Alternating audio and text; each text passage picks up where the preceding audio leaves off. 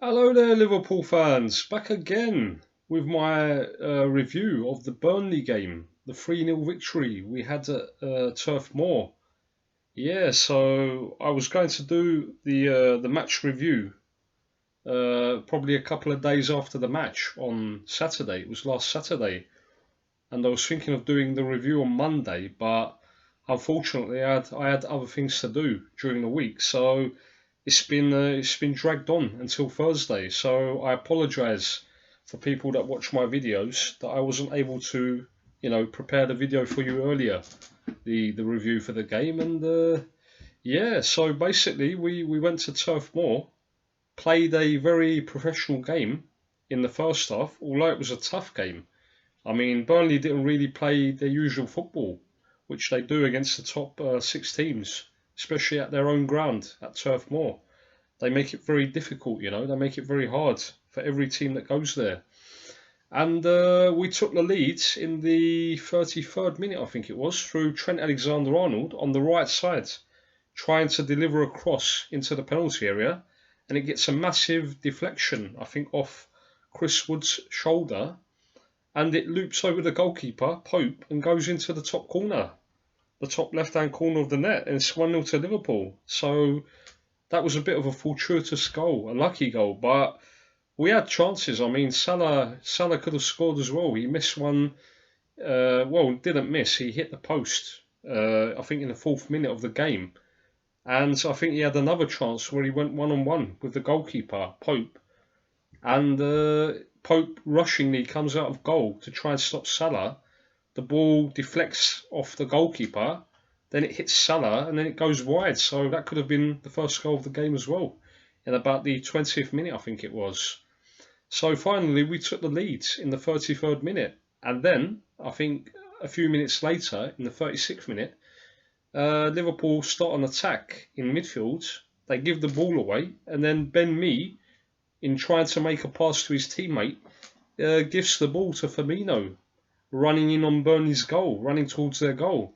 And he cleverly keeps hold of the ball, waiting for the right moment, to release the ball to Mane on the left side of the area.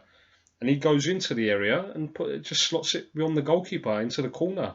And it's 2-0 within the blink of an eye. So this is what we're capable of. This is what Liverpool can do to you. If you don't defend properly, if you give chances away, then we're very lethal now. We're a very clinical team. We can put you away within 3 or 4 minutes, and that's exactly what happens. And of course, in the second half, we got the third goal towards the end of the game, where Salah is released by Firmino in midfield, and he takes it into the corner of the penalty area, turns back to try and come out of the penalty area and lay it off to somebody, and the ball breaks. I think it gets a little deflection off the defender, and it breaks to Firmino, who's running into the Burnley's penalty area, and he just smashes it first time, and it's into the corner of the net for 3-0, and we win the game. We win the game very easily, very comfortably in the end. But I want to speak a bit about Salah and his greediness. He is a very good player.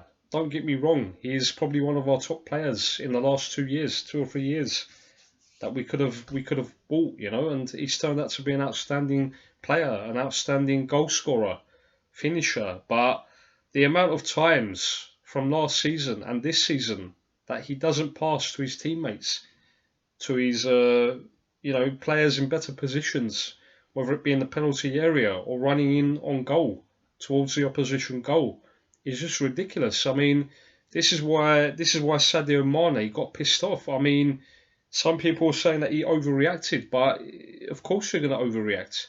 This is not the first time that Salah's done this. He keeps doing it probably every 2 or 3 games, every game virtually. This is a team game, football. You cannot play it on your own. You cannot try to be the star all the time. I know that Salah has a reputation now. He's a world-class player, but that doesn't mean that you need to score every game. If you pass to your teammates, that makes you an even better player in the eyes of the Liverpool fans, in the eyes of fans all around the world. It makes you a better player because it shows that you're intelligent. It shows that you play for the team. You set up your teammates. There's no point in trying to do everything on your own and then you lose the ball. And then he shrugs his shoulders and he starts to get frustrated, Salah. It's because you're greedy, mate. You need to be more of a team player. You need to give it to your teammates and let them score, because Mane was 1-on-1 in the penalty area. He just puts it away. It's 4-0, and goal difference is going to be very important this season against Man City. Now, at the start of the season, I didn't think that it would again be very important, but seeing that City teams just lie down for City now and they concede 4 or 5 like they did last season, like the Brighton game. Brighton didn't even try, man. I mean, within the space of 3 minutes, they were already behind at the Etihad. So it shows you the kind of fear that they have when they play Man City. The kind of they go there expecting to lose the game, so they're not going to even try. Most of them to try and get a point or to try and win the game, especially at the Etihad Stadium. So Liverpool need to take all their opportunities. We need to be very clinical, very ruthless up front and put the chances away. So Salah needs to know this. I mean, he saw what happened last season, and yet he's trying to do things on his own again. And in the end, what happens? You cause friction in the team. You cause anger. Basically you divide the team, because Sadio Mane is starting to get frustrated. He's starting to get pissed off with Salah. Probably even Firmino, but Firmino doesn't show it. He's more calm.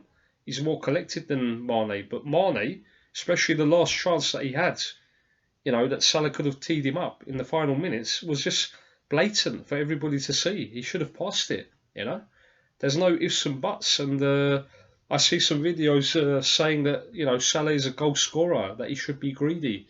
Yes, he should be greedy when he doesn't have any other options. But when he has options, when he has teammates available to pass to, he needs to pass the bloody ball.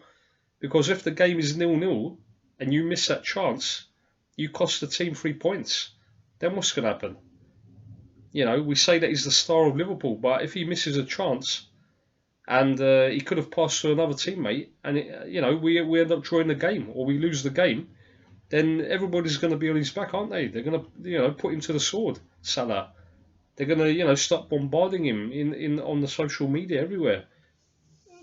So yeah, I mean, sometimes he doesn't help himself, Salah, really. He's a very good player, don't get me wrong. We're very lucky to have him at Liverpool Football Club. We're very fortunate that he chose to come to Liverpool as opposed to other teams that were probably looking to sign him. But because he's had 2 good seasons now and he's proven himself at Liverpool, that doesn't give him the right to be greedy, You need to always, if you play as a front three, which Liverpool do, Salah, Mane, Firmino, they need to pass to each other all the time.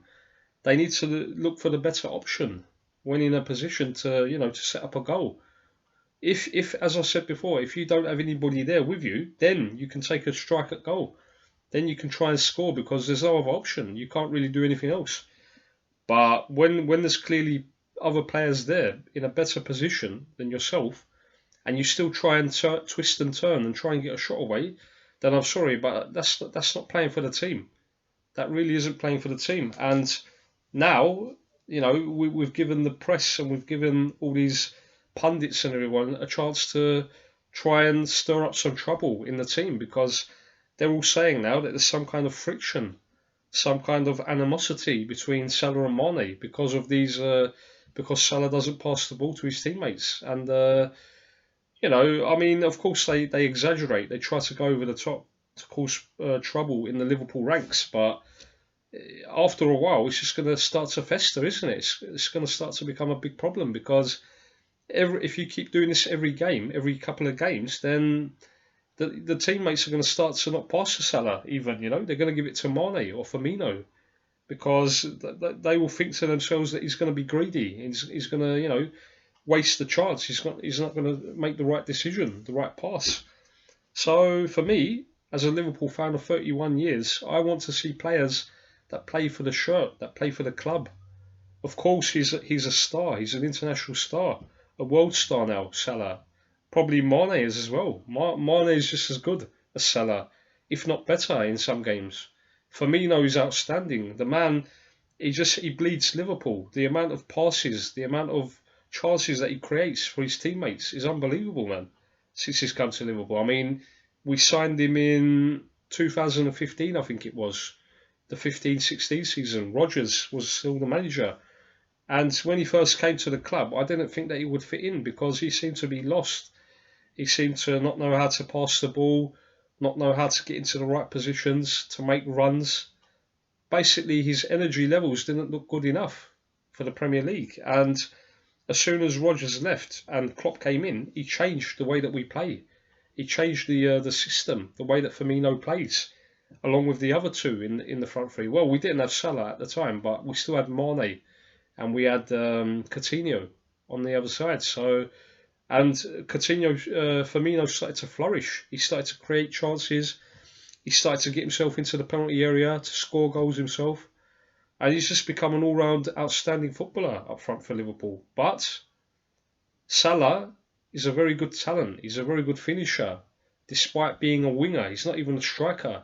Naturally, Salah is not an out-and-out goal scorer. But because that's the way that he plays at Liverpool, he's been scoring goals for fun, you know. So the last 2 years, he's become the top goal scorer in the league, in the Premier League. So for me, Liverpool fans, as I said, I want to see him pass the ball more often to his teammates. He needs to do that, you know, to become a great player, to become a player renowned by the entire Liverpool fan base. You need to be not greedy, basically. You need to be always looking for your teammates on the pitch. When in better positions, you need to cross, you need to pass. That's how it is, football. If it was about one player, then Liverpool just would not be successful, would we? If it was about Salah or Mane or Firmino scoring goals, then we would miss more chances than we score, basically, and we would end up probably out of the top four altogether. We wouldn't even challenge for the title. But because we are a clinical team and because we have three players up front who can all score, who can all create chances for other players, and that's what they need to keep on doing. As I said, it's a very important season for Liverpool. Please, we need to keep the harmony. We need to keep the structure, the organisation in the squad, in the team, because we don't want problems out of nothing, you know. We don't want just, you know, egotistical things to take over, greediness, selfishness. We don't want this to happen at Liverpool. You know, just when we think we're becoming a great team, we don't want, you know, silly things to derail our, you know, our season and to cause us problems between the players, basically. So, yeah, that's about it, Liverpool fans. The match, of course, we won 3-0. We got the 3 points. I was expecting a much tougher challenge from Burnley, but Liverpool just took them apart in the space of 3 or 4 minutes, as I said, in the first half. In the second half, we won it at a canter. We didn't even need to do much in the second half, and we got the third goal and finished it off. So we go into the international break until the 14th of September as Premier League leaders, going into the Newcastle United game at Anfield on the 14th of September. And I'm expecting another 3 points because I won't actually be in the country. I'll be abroad on my holiday, unfortunately, in Cyprus. So I'll have to try and, you know, try and watch the matches, try and follow the matches somehow if I can get Wi-Fi connected, and or I'll have to go to some kind of bar, you know, or club or whatever it is, and see if I can get, you know, if I can get access to the matches, to see the matches either live or, you know, to see the highlights or whatever. So yeah, I think by the time I return on the 27th of September. So by the time I return from holiday, Liverpool would have played 4 games. I think they would have played 2 Premier League games against Newcastle and Chelsea, and also a Champions League game against Napoli, and of course the League Cup encounter away to MK Dons. So yeah, not too many games that I will miss, but you know, still an important part of the season for Liverpool.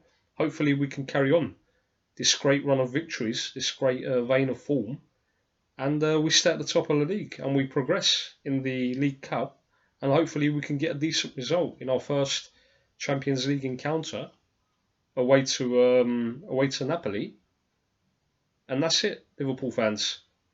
Nothing really else to say. I didn't want to make the video too long because, you know, I think that I bore you sometimes. I bore the fan base, the people that watch my videos, because I tend to carry on too much to talk too much. And yeah, that's it, Liverpool fans. Hopefully to see you later on, when I come back from holiday on the 27th of September. So I return on a Friday, one day before the game against Sheffield United. I probably won't be able to make a preview for that game, but I'll try to do a review after the game is played, probably the following week on a Monday or Tuesday. And yeah, hope to see you back again on the 27th. After the 27th, that's it, Liverpool fans. Please hit the like button, subscribe to the channel, make your comments in the comment section below. It's very much appreciated from people that follow me, follow my videos and watch the content. And I hope that you enjoy it, and I hope that you're very happy the position that Liverpool are in, and we deserve to be there. We done very well last season, only losing one game, and we should have won it. Really, we should have won the title last season. But City were outstanding. You have to admit they were outstanding towards the end of the season, and won something like 14 games in a row.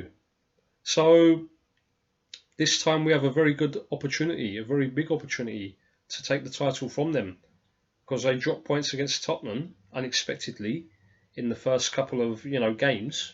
So we need to keep on winning. That's it. No margin for errors. No ways that we can afford to slip up. To lose out on points. We need to keep on winning. Keep the winning run going, which we can do. We're very capable to do. We've got the team now. We've got the squad of players. And Klopp just needs to give them that intensity, that hunger, that desire to keep on winning the games, that belief that we need. And he needs to play the right players. Don't keep playing Henderson and Wijnaldum in the midfield, man, please. We've got games against Napoli away from home in the Champions League, Chelsea away from home coming up. He needs to play a better midfield. Because if we can't keep going into games thinking that the front three are going to score goals. They're going to win the game for us. Against the smaller teams, the mid-table teams, yes, they will probably do that. But against the better teams in the league and in European football, we could be found out. I don't want to be negative. We are doing very well. We're being very successful, but it doesn't mean that it's always going to be the case. It could change. This is football. It only takes a couple of bad results, God forbid, and then you start dropping away. You start falling away from the top of the league, and you could even start exiting cup competitions as well. We need to take everything seriously, all the competitions seriously, and try and do as well as we can possibly do in all of the cup competitions and the league, the Champions League. So that's it, Liverpool fans. 2 cups won, the Champions League and the European Super Cup. 5 cups to go, as I've been saying all season. Five to go. Hopefully we can win a few more, couple more. But the league title will make me the happiest. If we can win that, then the others don't really matter for me this year. The main aim, the priority is to win the Premier League title for me, for most Liverpool fans, I feel. And so we shall see, Liverpool fans. Anyway, I bid you farewell for now until I come back from holiday. Take care of yourselves. Try to keep occupied over the international football break, and see you back when I return, basically back to England. See you later, fellow Reds. You will never walk alone.